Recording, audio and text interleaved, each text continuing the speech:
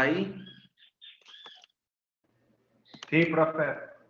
Bueno, ¿tienen dudas respecto de los temas que entran al parcial? No de los temas, sino al respecto de los temas que entran al parcial, que sería deformación en frío y pulvimetalurgia.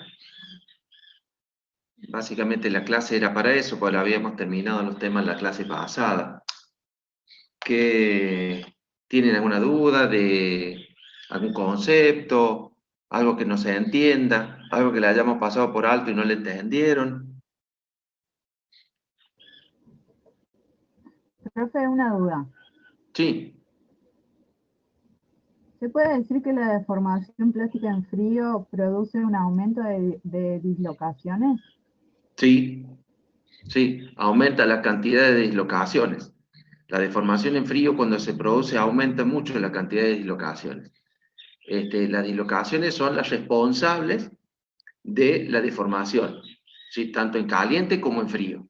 Pero en el caso del frío, sí aumenta la densidad de dislocaciones, por lo tanto, Y eso es lo que le da la acritud. no te escuché bien. ¿Eso sería lo que le da la acritud al material? ¿El aumento de Claro, densidad porque sucede una cosa. Cuando ustedes deforman en frío, se rompen los granitos, ¿sí? Se rompen los granitos, por lo tanto se crea más límite de grano. Por lo tanto, las dislocaciones en su viaje, no solamente que encuentran los obstáculos como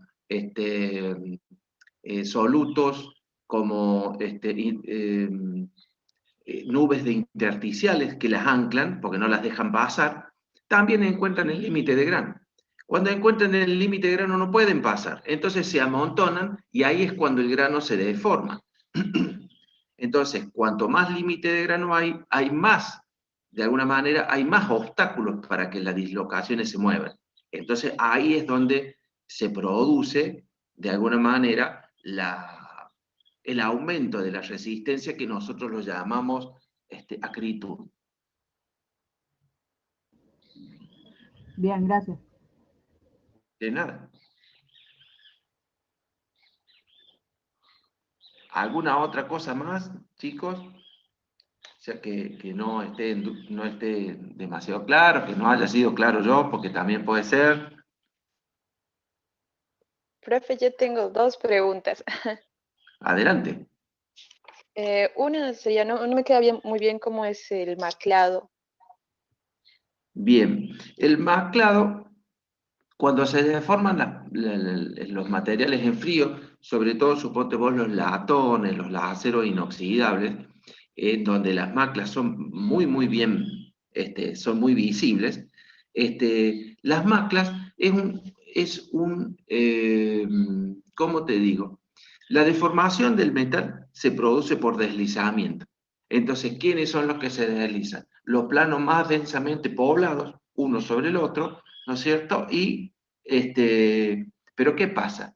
Que cuando todos esos planos densamente poblados se han movido y se han clavado, ¿no es cierto? Por así decir, porque se va trabando todo, de alguna manera algunos granos tienden a girar, por así decir, o parte de los granitos tienden a girar para poner planos, ¿no es cierto?, en posición para que siga produciéndose el deslizamiento, es decir, para que siga produciéndose la deformación. Lo que pasa es que tiene una característica particular que se forma cuando el cristal gira respecto de viste que un cristal es un volumen determinado, es decir, un cristal es un granito. Entonces, parte de ese granito gira respecto de la otra parte. Entonces se crean el plano de macla y el plano especular, que ahí te lo muestro, porque yo...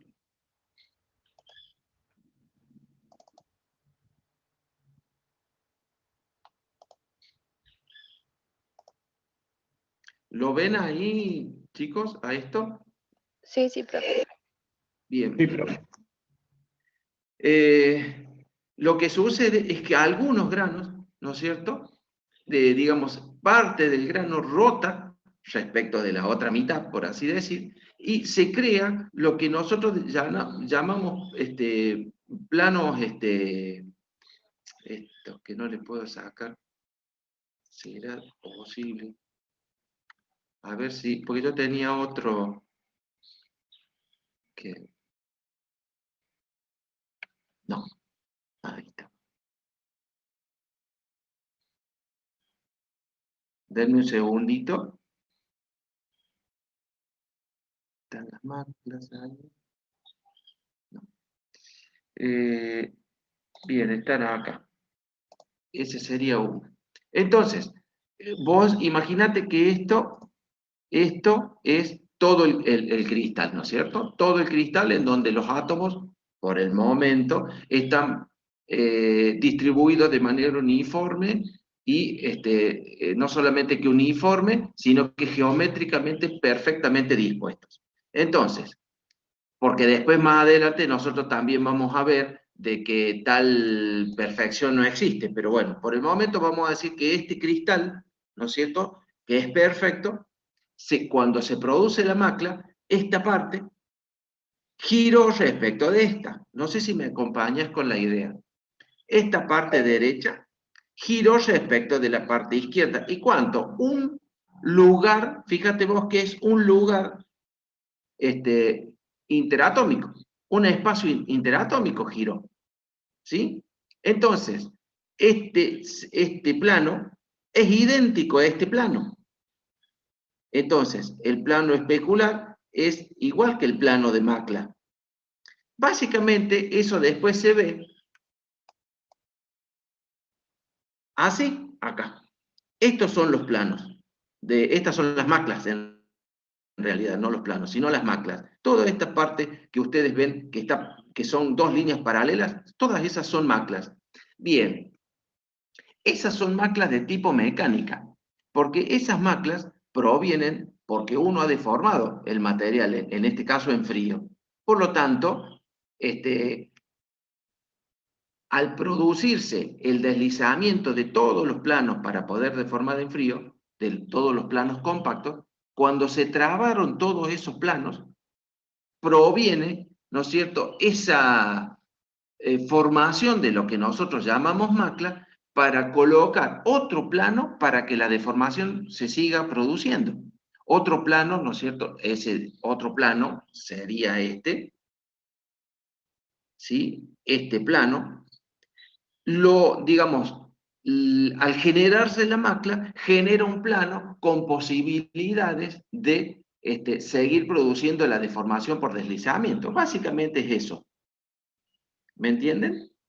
¿Fui claro o no? Sí, sí, profe, sí, gracias. Y Y la también quería otra, preguntarle sobre las bandas de Luders. O sea, yo estaba leyendo que estas bandas aparecen generalmente cuando son aceros de bajo contenido en sí, de bajo carbono. carbono, sí, aceros Ujú. dulces, de bajo carbono. Sí, y o sea, ¿por qué pasan, digamos, ahí? O sea, acá dice que tienen un límite aparente, elástico aparente, o sea, sería el 0,2% del el que vemos. No, no, no, no, no, no, no. El límite elástico aparente, no, el límite 0,2 o el límite convencional 0,2 se da para aquellos aceros que, por ejemplo, son muy duros y son templados y revenidos, en donde en el ensayo de tracción se rompen casi sin deformación plástica. Ahí se utiliza el límite 0,2, es un límite convencional, pero ese no tiene nada que ver con esto. Justamente al revés. Cuando nosotros hacemos el ensayo de tracción de materiales como, por ejemplo, aceros de muy bajo carbono, por ejemplo, el 0,10%, un SAE 10, un SAE 1020, un SAE 1025, ¿no? O menos de carbono, se produce en el ensayo de tracción la aparición de un límite elástico aparente, ¿sí? Que no es otra cosa que cuando viste que en el ensayo de tracción las mordazas tiran y tiran y tiran, deformando en una sola dirección, a la probeta. ¿Te ubicas? Sí, sí, profe. Bien. Yo no tengo ningún... No tengo ninguna figura de esa para mostrártelo, pero espérame, porque yo tengo algo por acá, por ahí a lo mejor salimos del agua.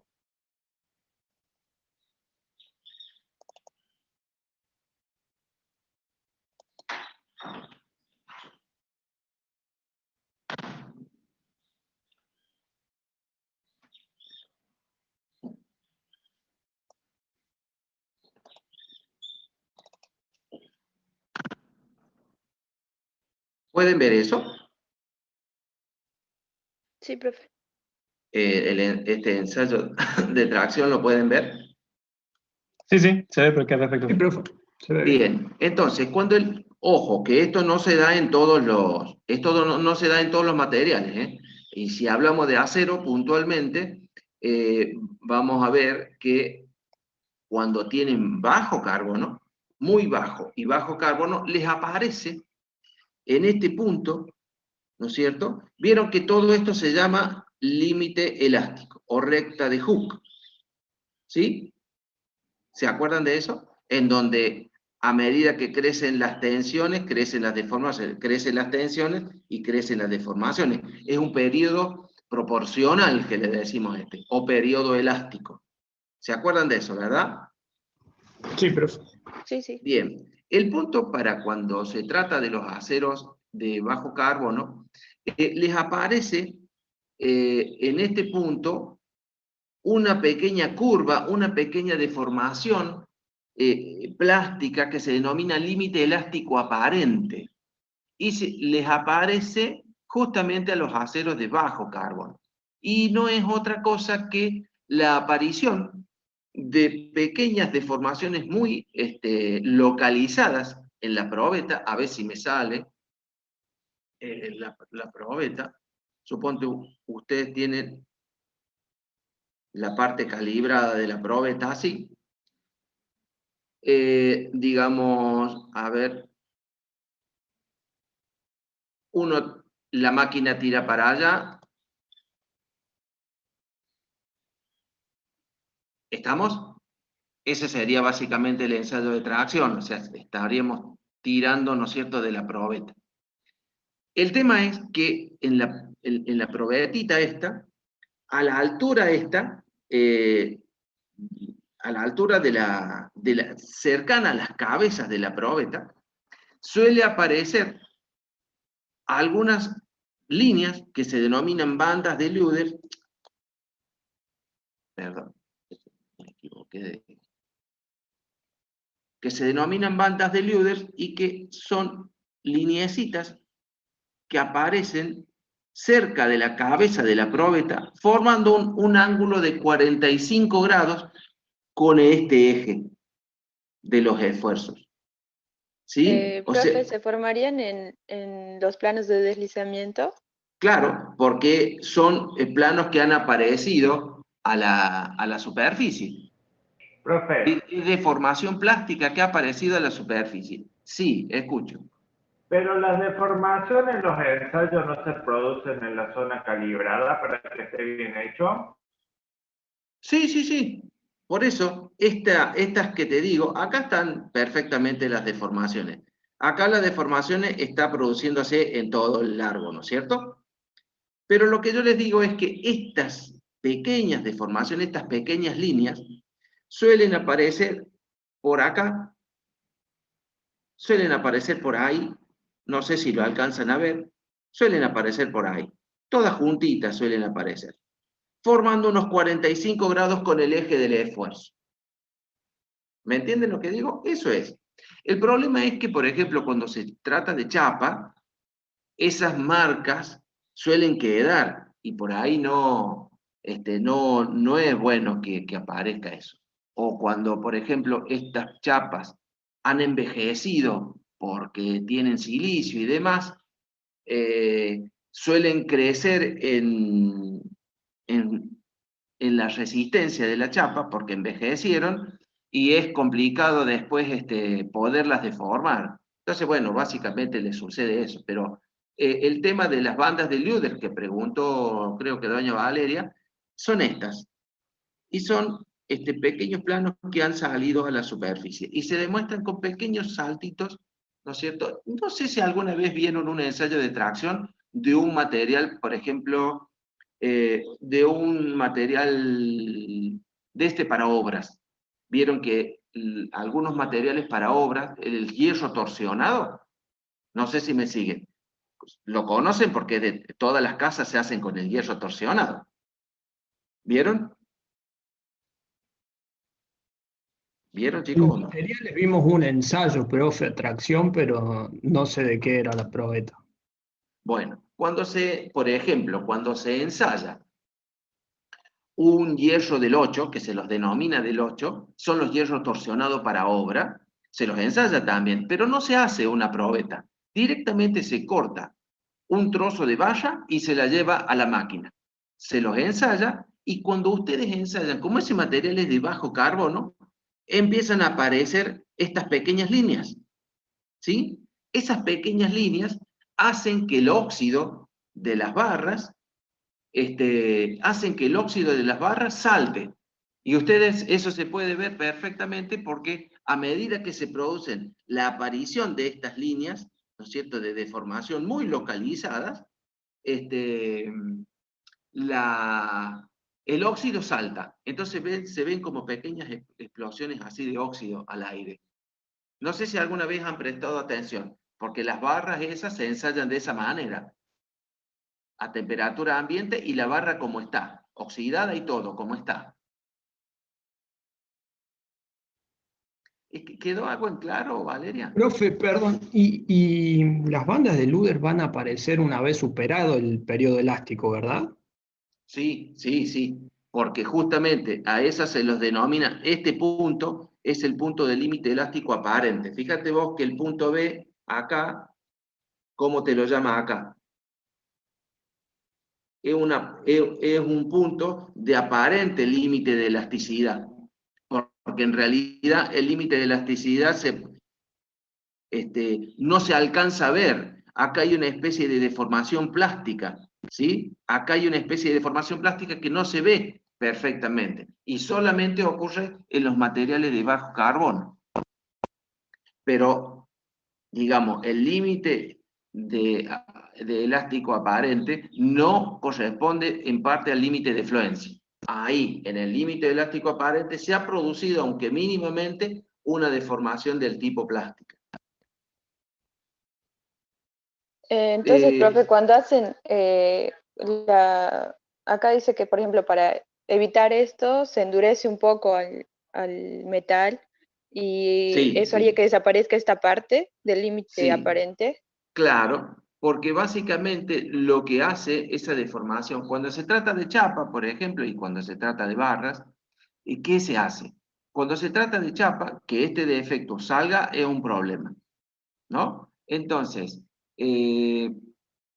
lo que se hace es, antes de que la chapa salga a la venta, digamos a la venta, ya como producto para vender, se la hace pasar por un laminador que se llama temper y que le hace una reducción del 2 al 5% en el espesor, en frío. ¿Qué haría la deformación en frío? Le eleva levemente el límite elástico. Le eleva muy levemente el límite elástico. Lo hace desaparecer a y la chapa, en ese caso, ya tiene que ser utilizada para que no vaya a envejecer. Pero básicamente sucede eso. Con esa deformación leve, muy poquita deformación que le pone en frío el laminador temper, hace que desaparezca este límite elástico aparente. ¿Por qué? Y porque la deformación en frío lo que hace, básicamente, sería aumentar el límite elástico, el elástico, ¿sí? Ahí está, profe, ya me quedó claro. Gracias. Bueno, me alegro que le haya quedado en claro. ¿Alguna pregunta más, chiques? Sí, profe. Sí. Acá en lo que dice del aspecto superficial rugoso, dice Sí. que relacionado con el tamaño de grano, ya que los granos grandes tienden a deformarse independientemente de los demás y en consecuencia unos granos contiguos relativamente hundidos, apareciendo de esta manera marcos rugosidades. Eso de sedimente de los granos de alrededor, ¿qué quiere decir? Bueno, cuando aparece este defecto de piel de naranja, que también es un defecto más relacionado con lo estético, básicamente cuando se trata de piezas de alta esbeltez, como por ejemplo de chapa, eh, por ejemplo, piezas que van a tener un componente estético alto, como por ejemplo la chapa de un auto. Usted va a comprar un 0 kilómetro y se supone con que casi que le tiene que dejar un riñón para que le vendan el auto, no puede traer un defecto estético. Ese defecto se da porque en la chapa coexisten, al momento de la deformación en frío, coexisten granos grandes con granos pequeños. ¿Sí? Entonces, los granos grandes, cuando se produce la deformación, como que se deforman, porque uno le impone con las matrices esa forma, pero como que los pequeños se ocultan, ¿sí? Digamos, ahí dice como que los granos grandes se deforman independientemente de los pequeños. Como que es así, como que quedan ocultos los pequeños, y al quedar ocultos, quedan como pequeños poros en el material. Y a eso hace mención de que pareciera como que es una piel de naranja. Pero es un defecto que proviene por la existencia de granos grandes con granos bien pequeños al momento de la deformación plástica. Ahora bien, que sale ese defecto, que aparece, digamos así, hay dos posibilidades. O con masilla, muchas veces, con masilla, porque no solamente chapa para autos, también puede ser chapa para fabricación de algunas otras cosas. Hay un sinfín de cosas que se hacen de chapa y que puede aparecer este tipo de defecto. Entonces, o con masilla se la recupera, enmasillando y lijando y pintando y lo que haga falta, o hay veces que el defecto es un poco grosero y básicamente no tendría vueltas atrás, se tiene que scrapear la pieza. ¿Quedó eso? Eso es lo que me preguntabas. Sí, profe. Bien. ¿Alguna otra duda, chiques?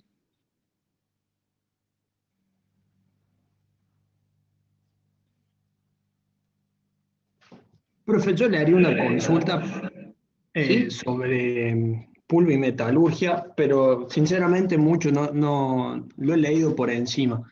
En Sí. cuanto al sinterizado, Sí, señor. nosotros antes del sinterizado entiendo que a los polvos los llevamos, los compactamos a presión. Sí, sí, sí, sí, sí. Y entonces en el sinterizado con temperatura, ¿qué se logra?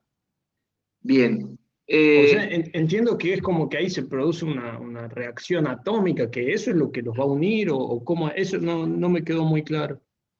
Bien. Lo que sucede en el sinterizado, a ver, vamos a... Lo que sucede en el sinterizado es un tratamiento térmico de elevación de la temperatura, ¿sí? Entonces, lo que va a suceder acá es que, por efecto de la temperatura, imagínate, yo creo, no están acá, ya veo que no están acá, no están acá. Ahí te muestro algo para que veas bien de lo que te quiero explicar. Universidades, tecnológica, industrial.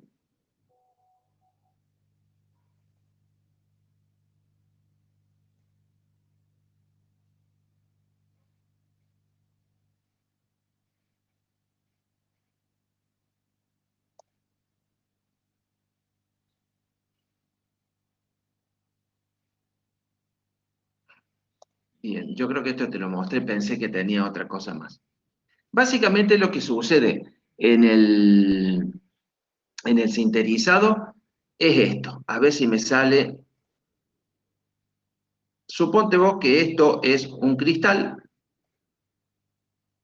y que está en contacto.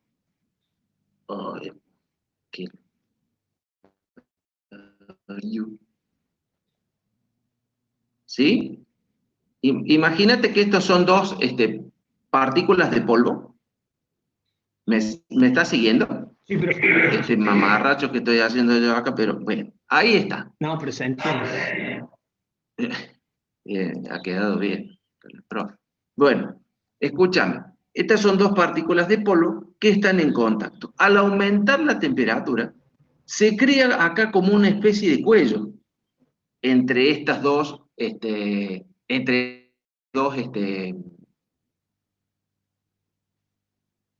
estas dos partículas se crea una especie de cuello. Bueno, de cuello, por supuesto, mejor. ¿Sí? O sea que aumentó esta zona de contacto. O sea que indirectamente yo te estoy diciendo que está disminuyendo esta porosidad.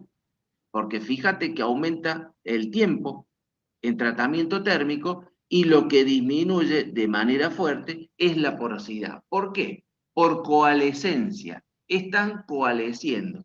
Pero ojo con el concepto. Acá, en el proceso de sinterizado, no hay fusión. Este cuellito que se forma acá, ese cuellito que se forma ahí y que, digamos, pega de manera muy fuerte a las partículas, la pega de manera muy fuerte a las partículas, no se produce por fusión, sino por difusión.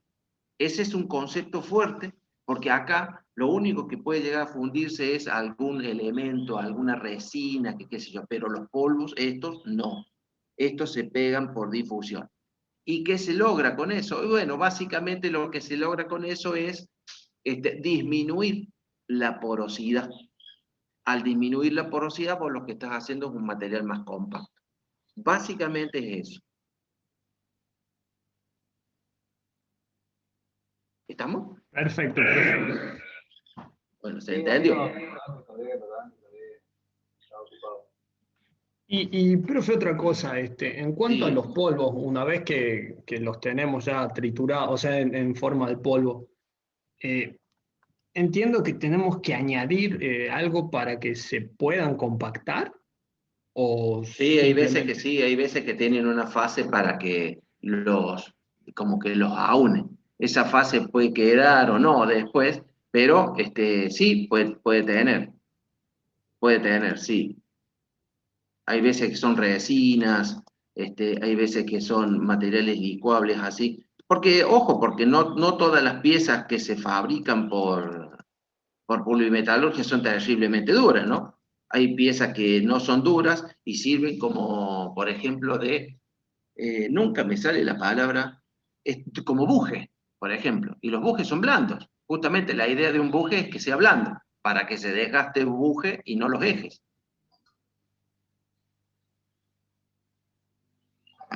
No, acá alguien, Juan David, pregunta, la sinterización directa del metal por láser. Si es sinterización, no hay fusión.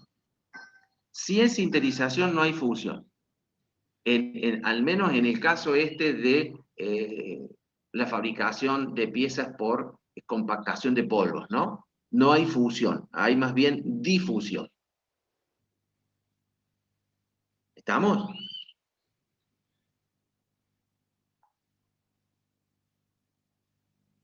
Sí, perfecto. Muchas gracias. Bien. ¿Quién más tiene alguna duda?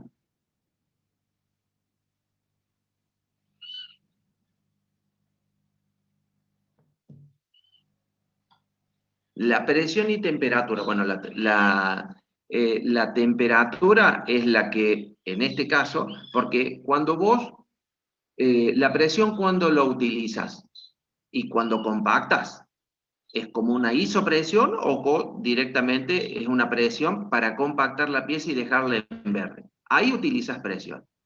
Ahora, después a la temperatura la utilizas en el sinterizado. Es decir, agarras todas las piecitas que vos fabricaste, que aún están en verde, es decir, sin resistencia, cuando entran al horno, se les produce, por efecto de la elevación de la temperatura, el proceso de difusión.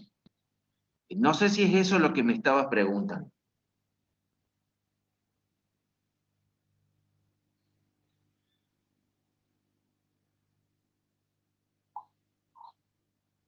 ¿Se entiende? ¿Se entendió?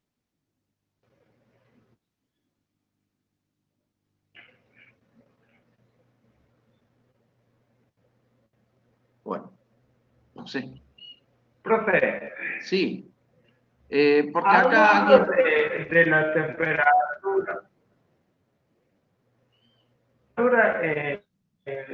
que dice que sinterización no es fusión, pero cuando se cocina algunos cerámicos se produce, si no me recuerdo mal de materiales 2, se produce una matriz vítrea. Eso ahí sí sería fusión. Sí, hay veces que se producen matrices vítreas, pero no en este caso. O podría ser alguna matriz vítrea en este caso, que justamente quiera obtenerse una parte como vítreo. Por supuesto que deberá acompañar el polvo que se utiliza, porque no todos los polvos van a vitrificar, pero puede acompañarse. He leído que en algunas piezas, no me acuerdo en este momento en cuáles, porque lo estuve leyendo esta semana, esa vitrificación es lo que se busca, y bueno, como se busca, se obtiene, ¿no es cierto? Pero normalmente no es que se vitrifique siempre, ¿eh?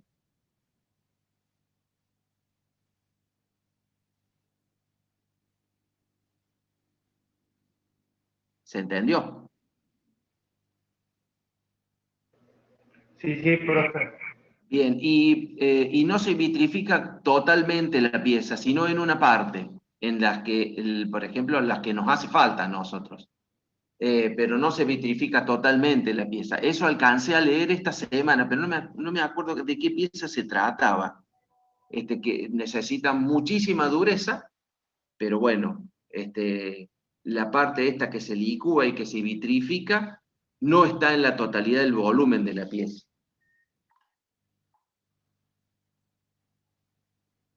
Sí, ¿más preguntas, chicos? Por mi parte no, profe. Bueno, ¿alguno más? Por ahí. Profe, una consulta, ¿el parcial el segundo va a ser igual al primero?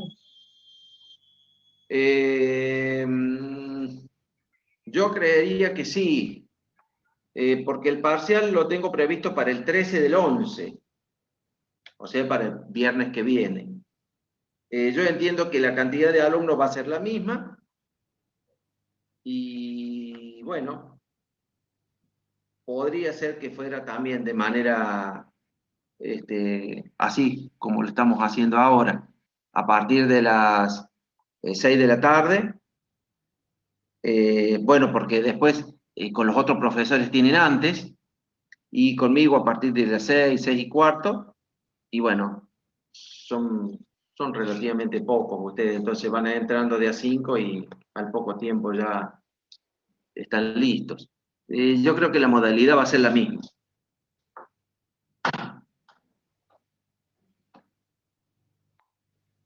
¿Estamos?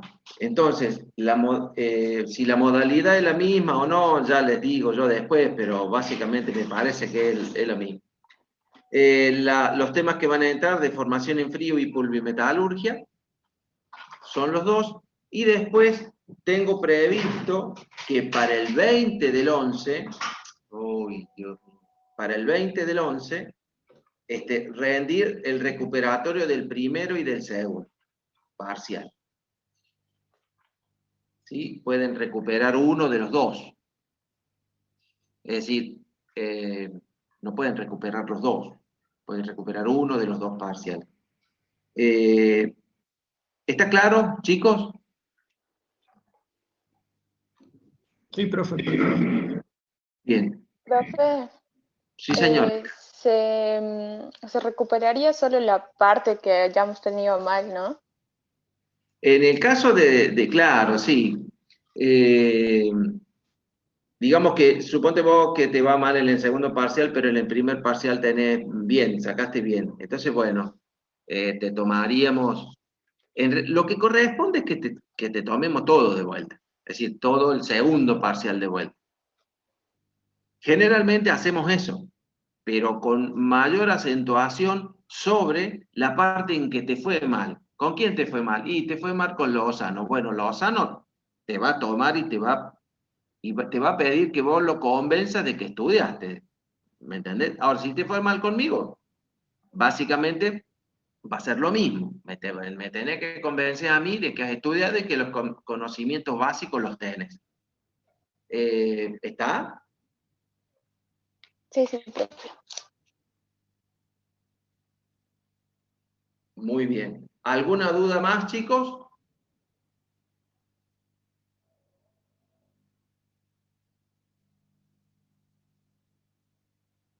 Bien. No, profe. Si no tienen ninguna duda más, chicos, los encuentro yo. Nos vamos comunicando, pero yo los encuentro el próximo viernes 13 para el parcial. Y yo diría que a partir de las 18, como para no demorarnos mucho. Pero bueno, nos vamos comunicando de eso de la hora, nos vamos poniendo de acuerdo. Ustedes, de tener el parcial con, ¿qué les dijo Guillermo? No nos dio un horario, creo que iba a ser igual al primero. No, dijo de la fecha. El viernes que viene. Bueno, y ustedes empiezan a las 3 con Guillermo, a las 4:30 están listos. Antes, porque nos da media hora para hacer el parcial. Bien. Y después Bueno, la tenés última vez fue media hora. Bien, y con Rodríguez, ¿cómo quedaron? Una presentación. Ah, pero ese día tienen clases con Rodríguez. Bien, porque si no No, tienen dijo clases que con mandemos. Rodríguez, se puede empezar a las 5 de la tarde, entonces también uno.